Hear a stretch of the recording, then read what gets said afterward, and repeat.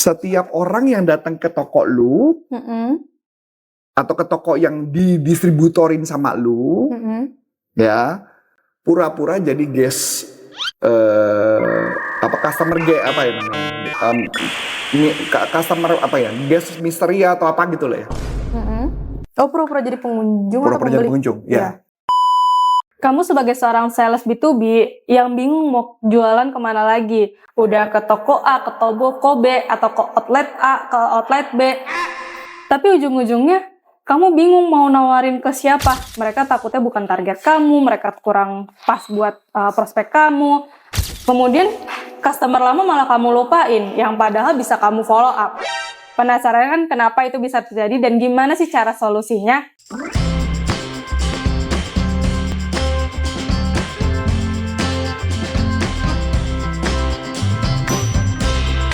Ini mungkin karena ngelihat akhir-akhir ini tuh banyak banget yang kayak minta terkait mereka tuh susah jualan ya Coach ya, jualan ke toko-toko yang dimana sebenarnya mereka tuh punya pelanggan lama yang mungkin bisa dia follow up untuk mereka repeat order, tapi mereka malah sibuknya tuh ke kayak nyari prospekan baru gitu Coach.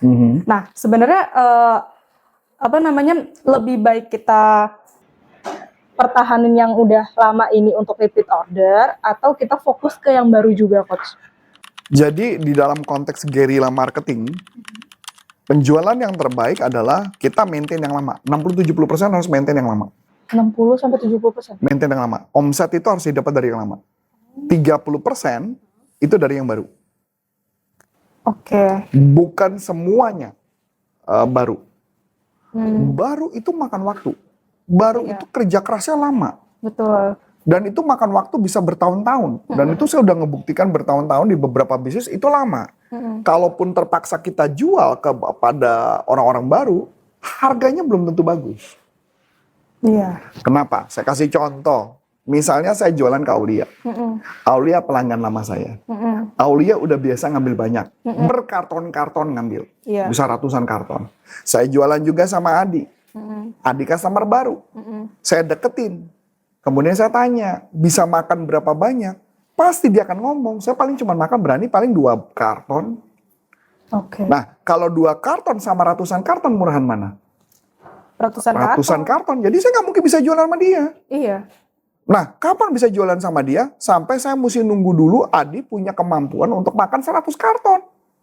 Lama. Bukan berarti nggak bisa. Lama, karena saya udah buktiin itu bertahun-tahun, puluhan tahun tuh saya kayak gitu. Maka yang harus saya lakukan adalah saya lebih baik maintain yang lama. Maintain yang lama, cari tahu apa tingkat ketidakpuasan mereka dan kita perbaiki tingkat ketidakpuasan mereka di sana. Itu dulu tugas saya. Nah jadi, pertanyaan menarik, kadang-kadang selama jual B2B, saya kadang-kadang kita jadi orang yang brengsek si sales tuh. Kenapa saya bilang katakanlah kamu makan 100 karton. Katakanlah harganya 1.000. Oke? Kamu beli dari saya 1.000. Kemudian, saya jual ke dia, ke Adi, yang ngambil cuma 2 karton, gua jual 1.100. 1.100 dong. Pertanyaan menarik, Adi bakal beli sama kamu apa enggak? Enggak. Karena kamu mungkin jualnya 1.300. Lah berarti apa yang terjadi? Saya bilang, loh saya jual Adi mahal kok. Ya kamu dong yang jual dia. Jadi saya seakan-akan gak peduli sama kamu, mau uang profitnya berapa. Saya cuma mikirin kepentingan saya. Saya neken kamu dengan cara saya menunjuk orang baru lagi. Nah pertanyaannya, memang saya lebih dapat profit lebih dari Adi. Tapi pertanyaan dari kamu, saya bisa kehilangan loh. Kenapa nggak saya lebih fokus kepada kamu dan kemudian saya kasih tahu kalau Adi mau belinya ke kamu. Malah. Maka kamu kan lebih loyal sama saya. Dan kamu akan mati-matian setelah itu kerja sama saya. Ngebantuin. Itu yang terjadi sama bisnis. Kadang-kadang mereka pakai cara ditunjuklah kebanyakan distributor, kebanyakan harga banting-bantingan. Akhirnya Anda habis. Mau cuannya misalkan mau cuannya 300, 1.300. Tapi karena saya jual sama dia 1.200, kamu mau jual 1.300, berarti dia nggak mau dong. Kamu masa mau jual 1.250, cuannya dikurangin lagi dong. Emang Emang kamu naruh barang 100 nggak pakai biaya gudang? Pakai. Nah itu maksudnya. Ada biaya gudang toh. Iya. Jadi sayanya nggak boleh kurang ajar dengan kamu. Kecuali dia ngambil 100. Beda cerita. Dia ngambil 100 bukan satu kali. Tapi berkali-kali mungkin saya pikirkan. Nah kebanyakan bisnis B2B gagal di situ. Nggak pernah peduli sama orang lain. Dia cuma peduli adalah profitnya dia. Untungnya saya. Udah itu aja. Tapi saya nggak mikir gimana kalau saya bisa bantu dia. Penjualan dia banyak. Bukankah saya lebih happy nantinya? Iya. Oke. Nah. Kalau misalkan ini kan kayak itu sales B2B ya Coach ya, sales B2B. Cuma kalau misalkan dari distributornya si yang PTB ini, itu apakah dia juga punya sales buat jualin produknya, sehingga si sales PTA ini harus loyal sama sales si PTB, atau emang sebenarnya distributor itu nggak ada sales ya Coach? Nah ini menarik, distributor biasanya punya sales, tapi salesnya produknya banyak. Produknya bukan satu, produknya banyak. Nah karena produk banyak, biasanya si toko, pemilik toko akan mati-matian berjualan kepada barang yang paling banyak mensupport dia. Yang paling banyak, oke. Ya dong. Iya. Kalau saya banyak mensupport kamu, kira-kira kamu akan mati-matian gak nyuruh anak buah lu tiap pagi ngomong berisik? Jual merek A, tiap pagi Anda bilang jual merek A, lama-lama anak buah kan akan jual merek A dong. Betul dong? Oke, Karena iya. kamu loyal sama saya datang. Tolong ya Bu Aulia ya, jual merek saya ya, jangan yang lain. Anggaplah merek lain udah gak ada Pak. Tapi kan Anda pasti ngomong dong, ya tapi kan saya jual merek, ya jual lah buat barang gue lah, kan cuannya lebih. Mau dong dia bantu saya. Iya. Tapi kalau saya mengkhianati dengan cara saya jual ke B, kasih ke toko lain, maka Anda ngerasa diana, Anda bilang, gak usah jual barang A, jual barang B aja. Atau barang C. Yang lebih support saya. Oke. Semua mereka punya sales, tapi salesnya biasanya, salesnya campuran. Oh, salesnya ini megang beberapa produk Beberapa juga. brand. Oh. Kecuali dulu tempat saya bekerja dulu, itu perusahaannya gede banget. Saking gedenya, maka ada orang khusus dedikasi untuk produk khusus. Oh, jadi dikhususin. Iya. Oke. Tapi kalau misalkan ini Coach, ya kan ada PTA, ada PTB, misalkan brand A, brand B. Nah, terus dia sama-sama nih ngasih ke distributor ini nih, distributor C. Iya. Cuma yang lebih loyal, yang lebih support tuh si PTA-nya, si brand A-nya. Nah, kalau misalkan distributor ini apakah nggak ngerasa rugi ketika dia lebih support yang si A untuk si salesnya jualan, udah jualan yang A aja, jualan yang A, tapi yang B nggak dijualin, apakah ini nggak merasa rugi Coach? Enggak, dia jualan, tapi barangnya dikit jualannya. Kalau ada yang mau nanya, baru kasih. Kalau nggak adanya, udah biarin aja. Oh. Jadi pada saat saya nyodok, kamu bilang, tolong dong beli barang saya. Dia bilang masih banyak di gudang. Selesai dong, kalau dia bilang masih banyak di gudang. Terus mau ngomong apa? Saya bisa maksa kamu? Nggak bisa toh. Barang masih banyak di gudang. Bahkan dengan santai dia bilang, udah lu masuk ke belakang nih. Misalkan namanya Aldo gitu ya. Dok, sini dok, temenin tuh. Si Arif tuh ke belakang tuh, liatin tuh. Liatin biar dia ngeliat tuh barangnya berapa banyak. Begitu dia ngeliat banyak kan gua nggak mungkin nyodok lagi dong. Nah, sebenarnya kalau misalkan kayak ini si sales yang brand A tuh memang harus pintar nge-support si distributor ini ya Coach? Support tuh macam-macam ya. Oke. Intinya, saya ngomong intinya ya. Iya. Nanti strateginya banyak nih, taktiknya banyak nih. Oke. Intinya adalah saya harus support kamu supaya barang yang kamu makan 100 box, 100 boxnya keluar semua. Oke. Saya harus membantu kamu 100 box keluar semua. Oke? Oke. Paham ya sampai sini? Iya. Saya jual kamu 100, tapi saya nggak pernah bantu kamu ngejual. Kira-kira 100 box keluar nggak? Enggak. Gimana caranya saya memastikan 100 box keluar? Satu, saya harus support. Ada dealer lain telepon ke saya bilang ambil aja ke toko ini. Oh, iya. Akhirnya barang keluar dong. Iya. Lama-lama keluar kan? Iya. Setiap telepon saya bilang ambil aja sama toko ini. Iya.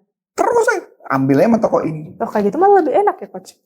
Nggak capek kan? Enggak. Tapi saya harus jaga-jaga. Suatu saat, Heeh. istilah saya, kalau Iya. bahasa saya ini bahasa sales ya. Ya. Istri tua sama istri muda. Apa? Kalau istri tuanya ngambek, Heeh. dia nggak akan ngambil lagi loh.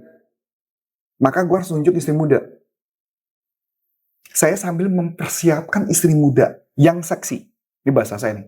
Yang seksi artinya apa? Yang bisa makan sama banyaknya sama kamu. Oh, sebenarnya kayak punya cadangan lagi. Kalau misalkan sama yang ini tuh ngambek. Dia bisa ngambil sama ini. Oh. Itulah kerjaan ke saya. Jadi nggak fokus ke satu dong. Jadi ibaratnya Fokus sales satu ini, hari ini. iya. Tapi suatu saat saya nggak akan fokus satu. Oke. Karena suatu saat kamu ngambek. Kalau kamu ngambek kan suatu saat kamu belagu dong. Iya. Udah gua bantu juga. Masa lu gini. Ah, gua ngambek. Udah gak mau ngambil. Mati gua. Saya kan sales. Gak boleh mati dong. Iya. Makanya gua pilih B. Oh, itu permainan sales. Makanya bisa macam-macam. Iya. Kamu bisa bermain satu wilayah, satu lokasi, satu titik. Atau satu wilayah kamu main buka 2. Oh, oke. Atau jarak 10 kilo 1. Bisa dong. Atau Iya, jarak bisa. 5 kilo 1. Silakan. Itu kan aturan main. Iya. Nah, pertanyaannya, apa saja yang bisa kita lakukan memastikan barang tersebut keluar? 1, tadi kan saya bantuin. Iya. 2, saya bikin program promo untuk end user. Kalau end user ngambil barang dari toko tersebut, maka dia dapat hadiah apa diundi, misalnya. Oh, oke. Supaya orang ngambil. Iya. Kan program saya bukan buat dia. Saya punya program buat dia juga, tapi punya program buat end user. Oh, sebenarnya itu programnya dari si salesnya ya, Coach ya? Dari si perusahaan yang punya Iya, prinsip. yang punya. Ya. Oh, oke. Sampai sini kan? Iya. Nah, pertanyaan, mungkin nggak distributornya bikin program sendiri? Mungkin, karena perusahaan saya dulu tempat kerja bikin program sendiri di luar prinsip. Maka kenapa kita lebih dicintai? Sampai sini oke ya? Oke. Udah mulai ngerti nih konsepnya? Iya. Yang ketiga, gue bisa bikin program, contoh adalah setiap orang yang datang ke toko lu, atau ke toko yang didistributorin sama lu, ya, pura-pura jadi guest, customer apa ya namanya, customer apa ya, guest misteri atau apa gitu lah ya. Oh, pura-pura jadi pengunjung atau Pura-pura jadi pembeli? pengunjung, ya. Saya mau beli dong barang ini. Ada nggak? Gitu kan? Dia bisa aja merek lain nyebutin. Oh jangan Pak, mereknya yang ini aja, ini yang lebih bagus. Nah ketika dia ngomong itu, gue ngotot. Kenapa semuanya ini kok? Enggak Pak, bener ini aja. Begitu berhasil, gue kasih tau, iya saya di perusahaan ini, gue kasih lu duit. Oh. Mr. Guest, pertanyaannya, menarik gak?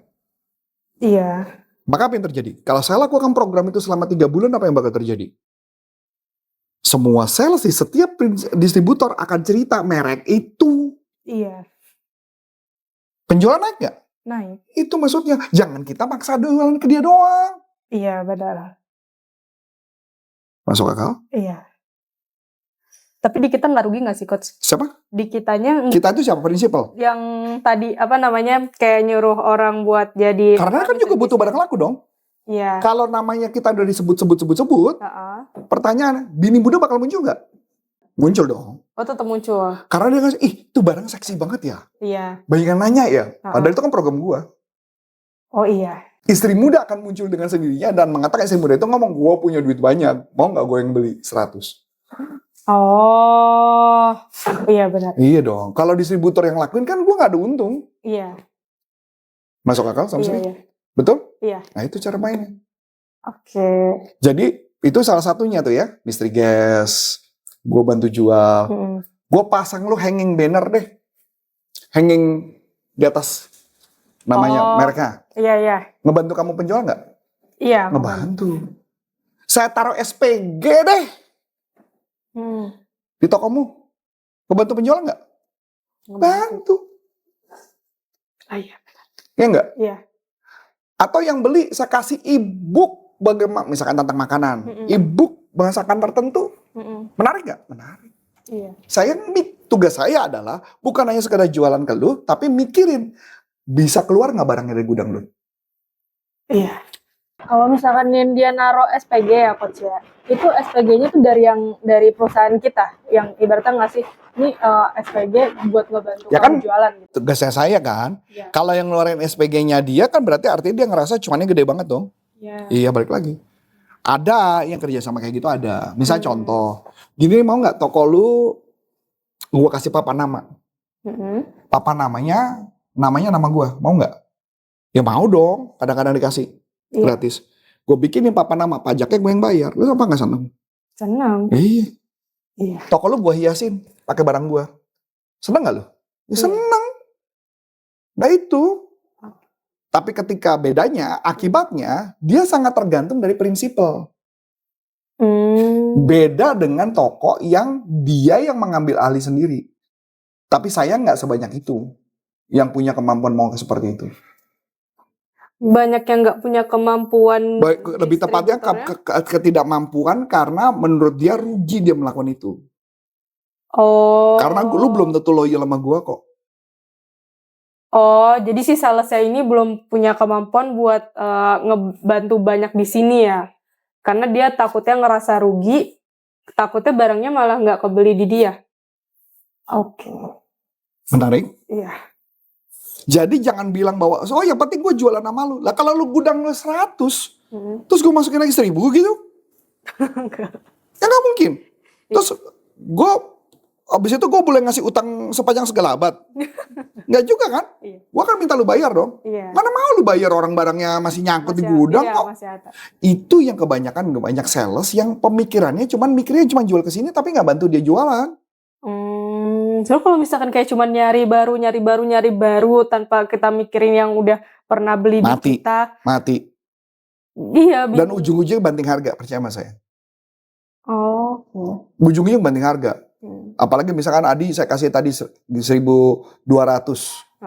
Lu gua kasih 1.000. Untungmu 200 dong. Selisih sama dia. Adi jual, lu mau jual 1.300. Dia karena pemain baru gila, dijual sama dia 1.225. Dia cuannya cuma 25 perak, boleh nggak? Ya boleh, terserah dia, orang barang-barang dia. Tapi lu yang marah-marah sama gua kenapa situ? Iya. Lu gila lu ya Rif ya? Lu ngasih gue cuma tipis banget untungnya. Cuma 225. Lu pasti ngasih dia bagus. Kan dia pasti curiga dong. Gue ngasih dia bagus. Kan gue bilang enggak, gue ngasih dia mahal. Mana percaya lu?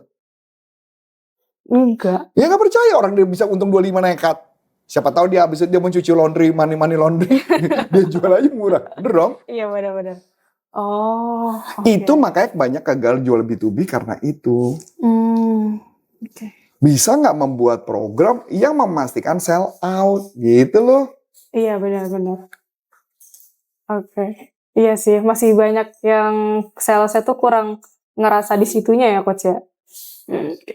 Wah menarik nih teman-teman. Teman-teman jadi salah satu orang yang kita bahas gak nih? Kalau misalnya teman-teman ngerasa juga langsung aja tulis di kolom komentar. Kalau mau langsung tanya dengan Coach Arif boleh banget. Kita ada grup WhatsApp ya teman-teman bisa langsung klik di deskripsi YouTube ini ya. Cukup sekian dari aku Aulia. Dan saya Coach Antoni Sar, mengucapkan terima kasih. Sukses buat sampai jumpa. Salam performance. Bye-bye.